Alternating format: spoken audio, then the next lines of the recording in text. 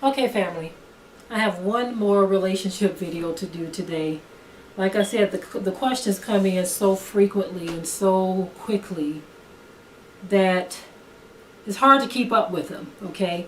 And relationship things are definitely good topics to deal with because so many people are in relationships that are just all over the place, you see. So I'm coming from a different angle with this one, okay? This one is for the brothers who've asked the questions. I've had this question come across many times as well. Some brothers have said, well, look, I do prefer black women. I love black women, but they just won't give me the time of day. I've heard so many brothers say that, and guess what? I've also witnessed it. I've witnessed it firsthand, how some black women are a trip. They are a trip. You will have a black man over here, okay? And I'm not going to use the typical garbage truck driver scenario. I'm just going to use a guy who might be a nerd, or what some considers to be a nerd or brainy black guy.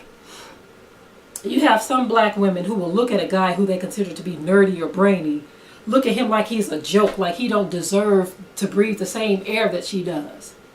And I say to myself, to that kind of black woman, are you sick or crazy or retarded? Which one is it?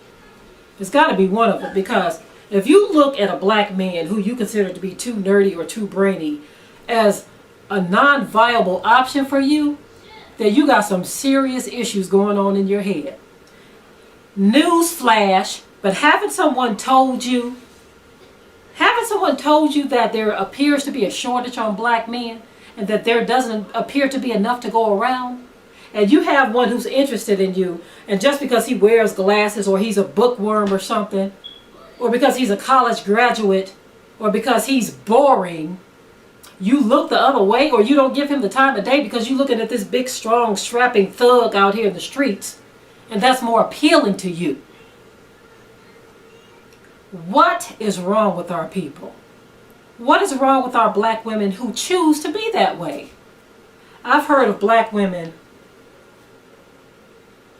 who said if a man ain't taller than them, they don't want him. Now I'm talking about a woman who might be my height, and he might be just a smidgen shorter than her, or right at her height. And she'll be like, I don't want no man that's my height or shorter. I want somebody 6 foot tall. Well, keep on dreaming then. Keep on looking, keep on waiting. Because everything that you want you're not going to get. Everything that glitters ain't gold. Just because somebody's tall, that don't mean he's going to be good to you. So why make that one of your prerequisites for a man? Anytime you sit back and you make a list of what you want and don't want in a man, I'm telling you right now, righteousness should be the only thing on your list. Righteousness. You see? Righteousness should be the only thing on your list. If that man is a little bit shorter than you, so what? If he's a little bit taller than you, so what?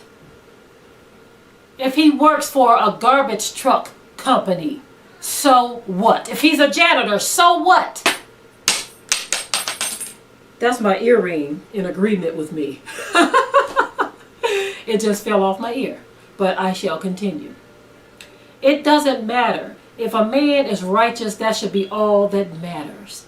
But when you have this list of things, this list of requirements that ain't got nothing to do with righteousness, you are selling yourself short, because you can end up with a booger bear or a brute beast who will treat you like trash. All because you wanted to turn this one away because he's a little bit too short for you. Come on now, family.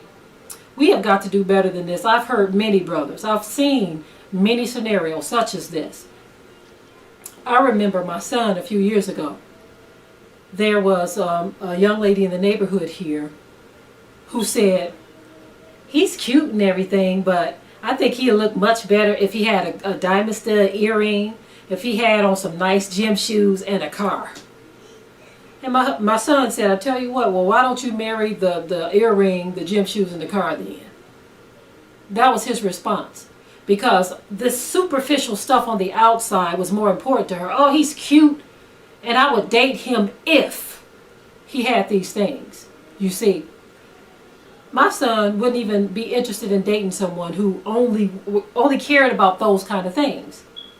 You see, it's very sad that our young women have been trained to this point through looking at the actions of some women, looking at the television, looking at what Hollywood has to say about things. And so now they're growing up at a very young age not knowing what a quality man is. And so they end up with these thugs that pump them full of babies and move on his way and go marry Becky.